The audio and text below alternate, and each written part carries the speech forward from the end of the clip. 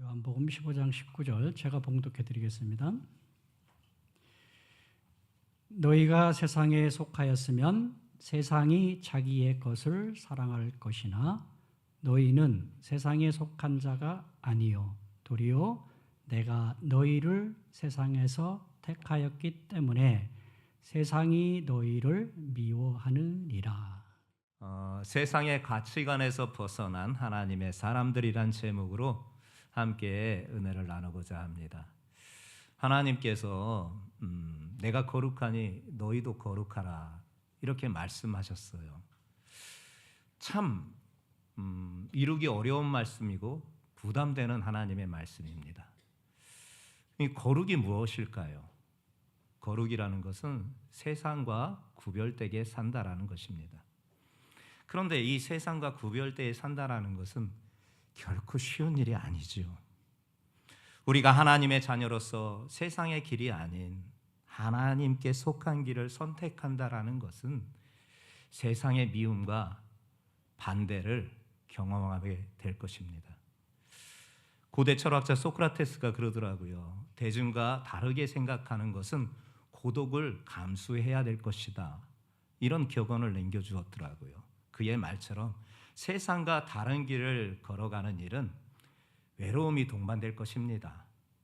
그럼에도 불구하고 하나님의 택하신 백성으로서 세상과 구별되게 산다라는 것은 성경의 핵심 가르침입니다. 하나님은 우리가 세상과 다르게 살도록 부르셨어요. 그분의 기준과 그분의 뜻을 따라서 사는 것을 통해 당신에게 영광을 돌리기를 원하시는 삶이 당신의 자녀들에게 원하시는 삶인 줄 믿습니다. 허나 오해하지 마십시오. 세상과 구별되이 산다고 하니 세상과 단절되이 살아야 되는가? 그런 말씀은 결코 아닙니다. 또 우리는 그렇게 살 수가 없습니다. 세상 속에 살되 세상의 가치를 따라 사는 것이 아니라 하나님의 말씀과 하나님의 뜻을 따라 살아야 된다는 것입니다. 이게 바로 구별되게 산다는, 그리고 하나님께서 우리에게 말씀하신 거룩한 삶으로 살아가는 길인 것을 믿으시기 바랍니다. 오늘 본문에서 예수님께서 제자들에게 세상과 구별된 그들의 정체성과 그들의 삶의 목표를 밝혀주면서 세상의 미움을 받을 것이라는 예고의 말씀까지도 더불어 예고해 주시고 있는 말씀이 오늘 본문의 말씀인 것을 보게 됩니다. 첫 번째로 우리가 볼 수 있는 것은 세상과 하나님의 자녀로서의 구별됨을 말씀하고 있다라는 사실입니다. 19절 말씀 다시 한번 여러분들에게 봉독 올리려고 합니다. 너희가 세상에 속하였으며 세상이 자기 것을 사랑할 것이나 너희는 세상에 속한 자가 아니요. 이리 말씀하십니다. 이 말씀 속에서 예수님께서 제자들에게 세상과 하나님의 자녀로서 구별됨을 분명하게 말씀해 주고 있는 거예요. 그런데 오늘 본문에서의 이 세상은 단지 이렇게 눈에 보이는 물리적인 공간을 말하는 게 아닙니다. 여기에서 말하는 세상은 하나님을 떠나고 하나님께 반하는 가치관과 죄악된 시스템을 지칭하는 것이 바로 여기에서 말하는 세상입니다. 좀 쉽게 말하면 하나님의 뜻과 반대되는 생각과 행동, 이것이 바로 세상이라는 것이지요. 근데 예수님은 제자들에게 너희는 세상에 속하지 않았다고 이렇게 말씀해 주시는 것이에요. 즉 무슨 말이냐? 이 말씀은 예수님께서 제자들이 더 이상 세상의 가치와 삶의 방식에 종속되지 아니하고 이제는 하나님의 가치관과 하나님께서 말씀하신 뜻을 따라서 살아가는 삶의 방식을 살아갈 것을 말하고 있는 거예요. 성도들이여, 여러분들은 어떤 삶의 태도로 살아가고 있습니까? 여러분들이 하나님의 자녀인 것이 믿어지십니까? 여러분들이 하나님의 자녀인 것을 늘 여러분 심령, 전인격적으로 고백되어지십니까? 그렇다면 여러분들은 더 이상 세상의 가치관을 따라서, 세상의 삶의 양식을 따라서, 삶의 태도를 따라서 살아가는 것이 아니라 하나님의 말씀을 따라서 하나님이 원하시는 삶의 형태를 가지고 살아가야 하는 것이 마땅한 줄 믿습니다. 하나님의 말씀이 여러분들 삶의 기준이 되어야 되는 것입니다. 안타까운 일이 있었습니다. 7월 18일 날 대법원의 한 판례가 교계에 큰 움직임을 만들었습니다. 대법원의 판례가 무엇이냐? 동성 커플의 건강보험 피부염자 자격을 인정하는 판결을 내렸습니다. 이 말씀을 좀 쉽게 설명하자면 그렇습니다. 남편이 회사를 다니면 아내가 그 밑에 이렇게 이름이 올라가 있어서 회사에서나 나라에서 건강보험을 혜택을 받잖아요. 그렇듯이 이제는 동성 간에도 한 사람이 회사를 다니고 그 밑에 이름이 있으면 그 사람도 이제는 혜택을 주어야 된다라는, 건강보험 혜택을 줘야 된다라는 판례가 판결이 나고 말았습니다. 이게 동성혼 이젠 제도와 동성애 합법화, 동성결혼 법제화를 시작하는 사회적인 흐름이 이 한국 교회도 직격탄을 날렸습니다. 전 유럽이 이미 이것에 무너져서 국교가 기독교임에도 불구하고 교회 출석률이 1%가 되는 사례를 만든 게 그 시발점이 이와 같은 비슷한 법이 통과됨을 통해서 소수의 인권을 인하여서 다수의 인권이 무시되는 상황들이 만들어지는 바람에 이 엄청난 일이 만들어졌습니다. 그리고 캐나다는 뭐 말로 할 것도 없다고 합니다. 미국도 지금 심각하다고 말하고 있습니다. 그리고 OECD 38개국 가운데 이 법이 통과되지 않은 나라는 유일하게 우리나라뿐이라고 합니다. 그런데 이 법이 이제는 통과되려는 아주 큰 움직임이 있어서 지난 주일이 종교개혁 주일이었는데 200만 연합 예배를 서울에서 드려서 우리 교회는 참여하지 않았으나 서울의 중심가에 시청, 광화문, 을지로, 여의도까지 사상 초유의 인원이 그리스도인들이 모였습니다.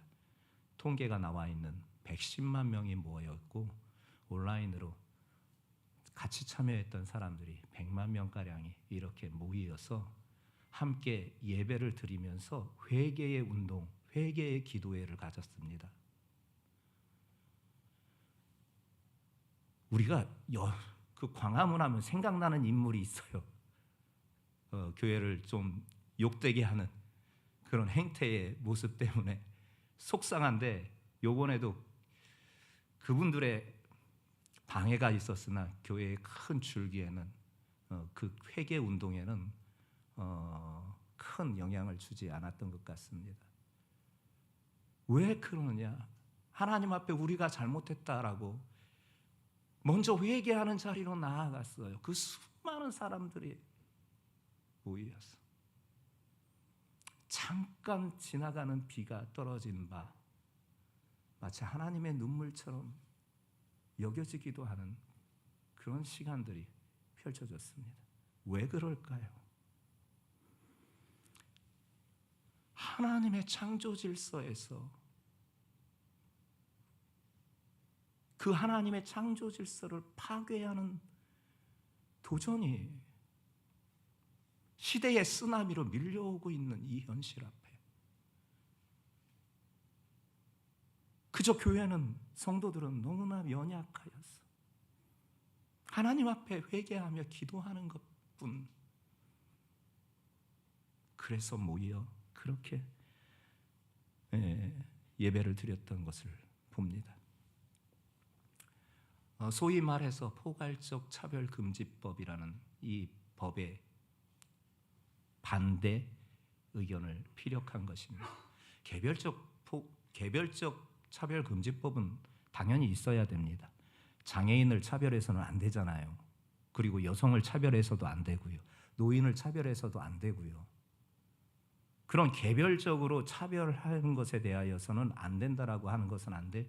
두리뭉실하게 포괄적 차별금지법이라는 이름 안에서 동성애자들에 대하여서 그들도 차별하지 말아야 되고 그와 같은 언급을 하는 것을 이제는 벌금으로 계속 횟수에 제한 없이 3천만 원씩 물리겠다라는 그 법령이 이렇게 지금 문제가 되고 있어요.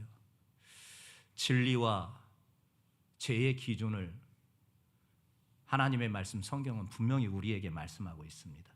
고린도전서 6장 9절부터 11절 말씀에 보면 불의한 자가 하나님의 나라를 유업으로 받지 못한다라고 하시면서 여러 가지 죄악의 모습을 얘기하고 있습니다. 왜 그럴까요? 하나님의 말씀 성경은 그리고 그 성경을 가르치는 자는 죄가 무엇인지를 분명하게 가르쳐야 되는 것이고 진리가 무엇인지를 분명하게 가르쳐야 되는 것이에요.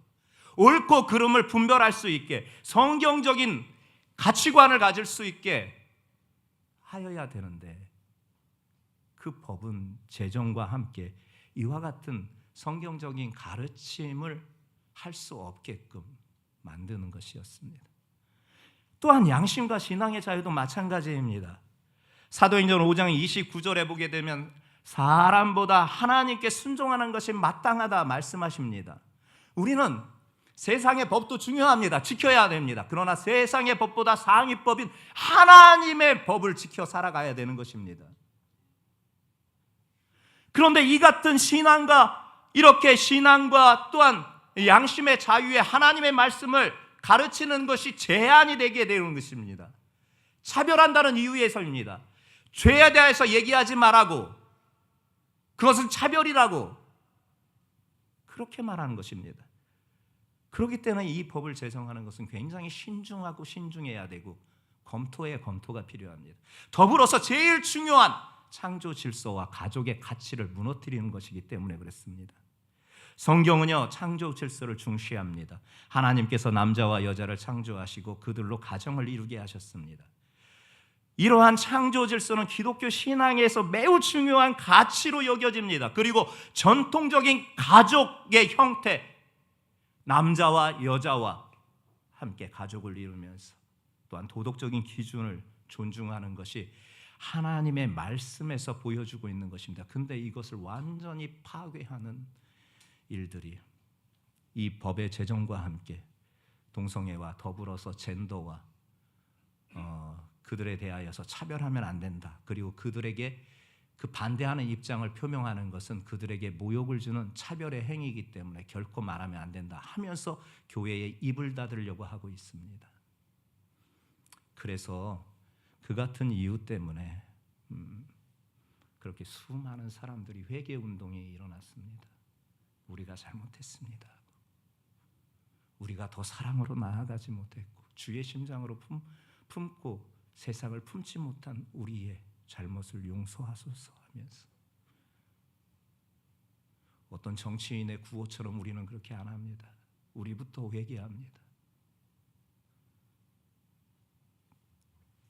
성도들이요, 우리가 세상과 구별되게 사는 것이 이런 것 아니겠습니까? 세상에 그 엄청난 문화의 쓰나미가 그렇게 몰려와도 그 세상의 가치관을 따라서 살아가는 것이 아니라 하나님의 말씀을 기준하여서 살아가는 것, 하나님의 가치관을 가지고 살아가는 것, 그리고 그렇게 빛과 소금의 역할을 하는 것, 그 일을 감당하는 것, 그게 주님이 원하시는 바 하나님의 자녀의 삶이 아니겠습니까? 마태복음 5장 16절에 그분께서 우리에게 들려주시는 말씀인 바 우리가 함께 합독해 보려고 합니다. 시작.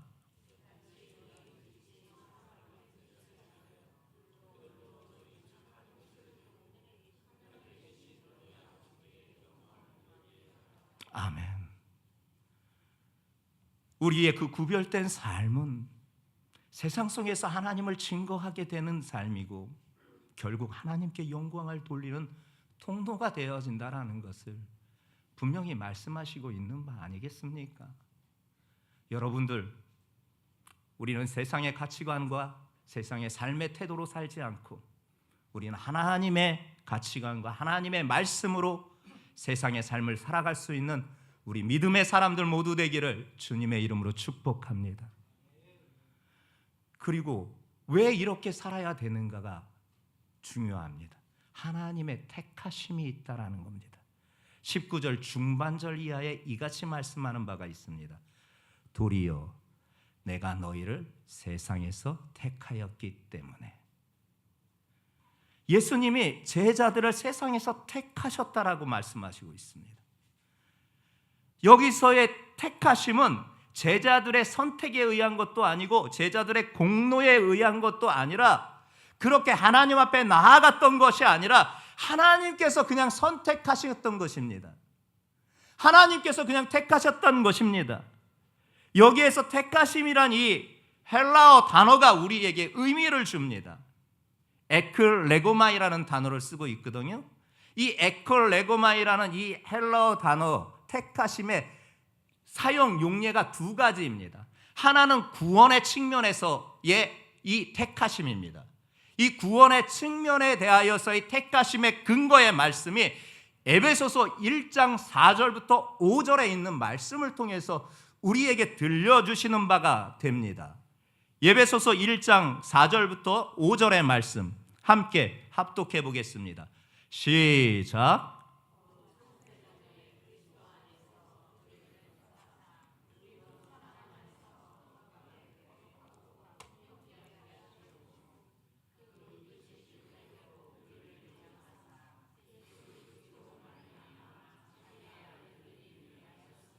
아멘. 택하심, 에콜레고마이, 이 말씀하신 택하심은 하나님이 창세전부터 그리스도 안에서 그분의 주권적인 선택으로 당신의 자녀들을 택하셨다라는 것입니다. 여기에서 선택이라는 것은 시간과 공간을 초월하고 하나님의 창조 전에 이미 계획하신 구속의 은혜라는 것입니다. 우리를 이렇게 택함을 받은, 하나님의 구원을 받은 존재들인 거예요. 무슨 공로가 있고 남들보다 뭐가 뛰어나고 잘나서가 아니라 그분이 그냥 택하셨어. 당신의 자녀 삼아주신 거예요. 그래서 우리는 이것을 이렇게 표현합니다. 은혜입니다. 이 택하심 에콜레고마이의 두 번째 용례는 무엇이냐? 사역의 측면에서 그렇습니다. 그 근거의 말씀이 오늘 본문 앞절에 있는 요한복음 15장 16절의 말씀에서 우리가 찾아볼 수가 있습니다. 함께 합독하겠습니다. 시작.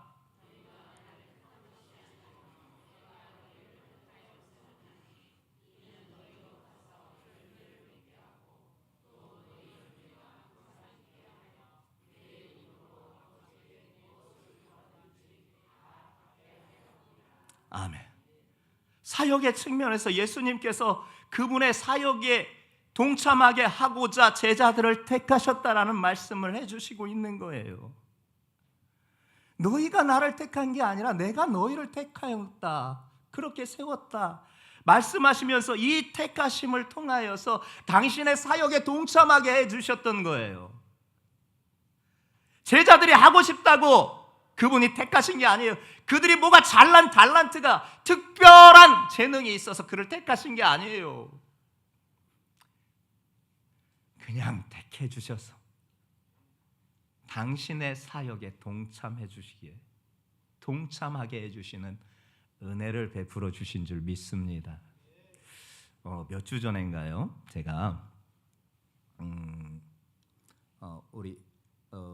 우리 아이와 함께 요 근처 장미공원에 갔어요. 한 3주 됐나 그래요. 그런데 그 장미공원 초입에 이렇게 들어가면서 장미가 아직도 펴 있더라고요. 그러면 그 길가를 좀 지나가면서 이미 이제 나뭇잎도 색이 바래져 가고 하는, 그 풍경을 보면서 이렇게 지나갔는데 그 꽃이 심겨져 있는 그 주변에 보니까 잡초처럼 무성하게 피어 있는 게 있더라고요. 자라 있는 게 있더라고요. 토끼풀이더라고요.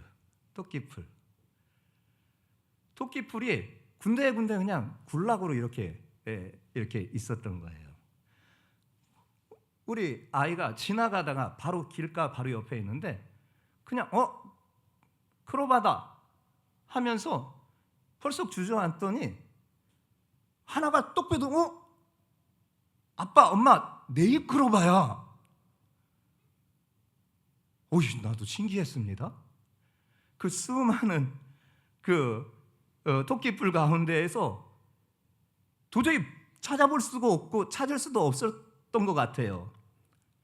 저하고 집사람은요. 근데 저희 아이의 눈에는 그게 하나가 딱 눈에 띄어서 그 네잎크로바를 발견해서 이왕 기분도 네잎크로바 발견했으니 기분도 좋잖아요. 그래서 네잎크로바다 하면서 그걸 이렇게 조심히 이렇게 갖고 갔던 기억이 있어요. 그 수많은 토끼풀 가운데에서 눈에 띄지도 않는 그 네잎크로바가 발견하고도 이렇게 즐거워하는데, 여러분들, 하나님께서 여러분들의 구원은 이보다도 더 엄청나요. 바다의 모래와 저 하늘의 밤하늘의 별처럼 수많은 이루 헤아릴 수 없는 그 많은 사람들 가운데서 그분의 눈에만 딱 들어와서 그분께서 마치 핀셋으로 그것만 딱 택하셔서 당신의 자녀를 삼아주신, 이게 은혜 아니고 뭡니까? 사람들 속에서 여러분들 눈에 띕니까? 잘난 게 있고 도드라진 게 있어서 봐도 뽑힐 만치 눈에 띄는 존재들입니까? 어쩌보면 그보다도 더 못한 그런 토끼풀 밑에 감춰져 있는 또 다른 토끼풀에 지나지 않을 수 있지 않습니까?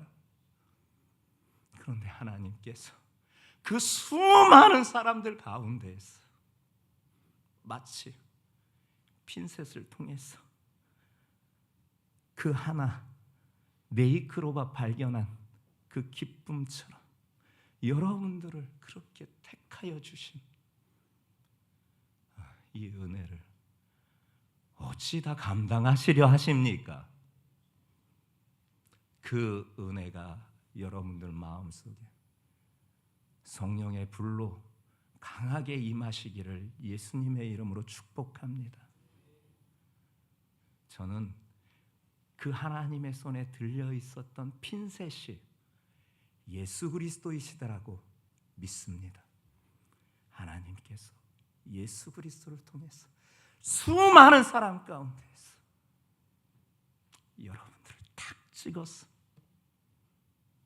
하나님의 자녀 만들어 주신 것입니다.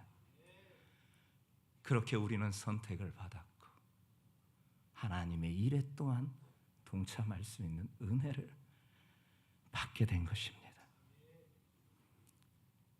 이렇게 택하심은 에콜레고마이는 하나님의 특별한 소속이 되었다라는 말씀을 그 안에 포함되어 주고 있고, 그와 같은 사람들에게 이제는 삶의 방식이 하나님의 삶으로, 하나님의 삶의 방식으로 바꿔야 되어야 된다라는 것을 말씀하고 있음을 믿습니다.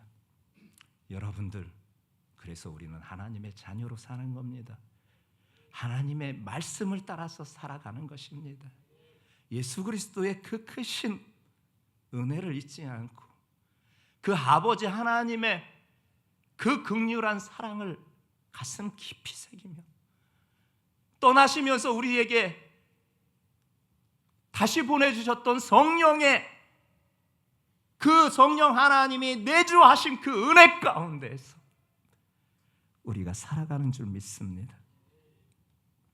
근데요, 이렇게 택함을 받은 하나님의 택함을 받은 이들은요, 세상의 미움을 받게 되어 있는 게 당연한 이치입니다. 마지막 부분 19절, 세상이 너희를 미워하느니라. 왜요? 내가 너희를 세상에서 택하였기 때문에 세상이 너희를 미워한다. 우리가 세상에서 미움을 받는 것은 당연한 것입니다. 세상은 하나님의 진리와 뜻을 거르는 그런 성향이 강하지 않습니까? 그런데 하나님의 백성은 하나님의 뜻대로 살려고 하지 않습니까? 그래서 하나님의 자녀들은 세상에서 환영을 받지 못하는 것이 당연한 것입니다. 예수님께서도 이 땅에 계셨을 때 온갖 미움과 박해가 받지 않았습니까? 제자들에게도 이것이 예고되어 있다라고 말씀하시는 것 통해서 우리 또한 세상에서 미움을 받는 것이 당연한 것임을 말씀하고 있는 거예요. 그 미움을 받는 것을 통해서 내가 하나님의 자녀구나 라는 것이 또 한편의 증거가 되는 거예요. 성도들이요, 우리가 미움을 세상에서 받는다고 그것 때문에 고민하고 그것 때문에 갈등하고 그것 때문에 실망할 필요가 없어요. 이미 우리가 하나님의 자녀이기에 그것은 당연한 것이에요. 제가 두 사람의 간증을 한 것을 인용하며 오늘 설교를 마치려고 합니다. 직장에서 성실과 정직으로 인해 오해와 핍박을 받은 한 청년의 이야기를 들려드리려고 합니다. 한 청년이 있었습니다. 기독교 신앙을 지키며 정직하게 일하고 노력하는 직장인이었습니다. 회사에서 많은 사람들이 주어진 규칙을 무시하거나 회사의 자원을 개인적으로 사용하곤 했습니다. 하지만 이 청년은 이러한 행동에 동참하지 않고 정직하게 일하려 했습니다. 그는 야근을 할 때에도 공적 시간을 초과할 일하는 경우 회사에 미리 보고하고 자신의 일에 충실하고자 노력했습니다. 하지만 그의 정직함과 성실함은 동료들에게 부담이 되기도 하였습니다. 그의 주변의 사람들은 혼자만 깨끗한 척하냐 조롱하면서 그 사람을 고립시켰습니다. 하지만 그는 주님께서 기뻐하시는 삶을 살기 위해 마음을 굳게 먹고 하나님을 의지했습니다. 결과적으로 그는 상사와 회사의 신뢰를 얻었고 나중에는 큰 승진의 기회를 얻게 된 것을 보게 됩니다. 라는 간증의 짤막한 글을 보았습니다. 또 한 가지 사례를 여러분들에게 소개시키려고 합니다. 학교에서의 신앙 고백으로 인하여서 조롱과 배척을 당한 한 고등학생의 이야기입니다. 이 고등학생이 학교에서 기독교 신앙을 가지고 있었습니다. 그런데 학교에서 소수 학생들 간에 이렇게 특정 사안을 놓고 다양한 의견을 토론하는 시간이 있었다고 합니다. 그 주제가 동성에 대한 찬반 논의였다고 합니다. 이 학생은 자신의 신앙에 따라 동성애 반대 입장을 표명하면서 상대방을 사랑으로 대하고자 했습니다. 그는 조심스럽게 저는 하나님께서 우리를 남자와 여자로 창조하셨고 또한 성경에 근거한 결혼 제도를 지지합니다 라고 말했습니다. 하지만 그의 발언은 곧바로 반발을 일으켰습니다. 몇몇 학생들은 편협되다, 너무 독선적이다 비난했고 어떤 친구들은 그와의 관계를 끊겠다 위협했습니다. 그는 마음의 상처를 입었지만 하나님의 진리를 지키기 위해 고통을 감내하기로 결심했습니다. 그 후 그와 신앙적인 어려움을 겪는 다른 친구들에게 도움을 주게 되었고 오히려 복음을 전할 수 있는 계기가 되었습니다. 성도들이요, 미움을 받는 게 당연해요. 하나님의 택하심을 통해서 직장에서, 회사에서, 또한 학교에서 자기의 신앙을 드러내는 일은 큰 용기가 필요해요. 왜냐? 분명히 대적이 있을 게 뻔하기 때문에 그렇습니다. 그럼에도 불구하고 여러분들은 하나님의 진리 가운데 사는 사람들입니다. 하나님의 구원을 가장 감사하면서 사는 사람들입니다. 저 하늘의 천국을 바라보면서 이 땅에서의 천국의 삶을 누리는 사람들입니다.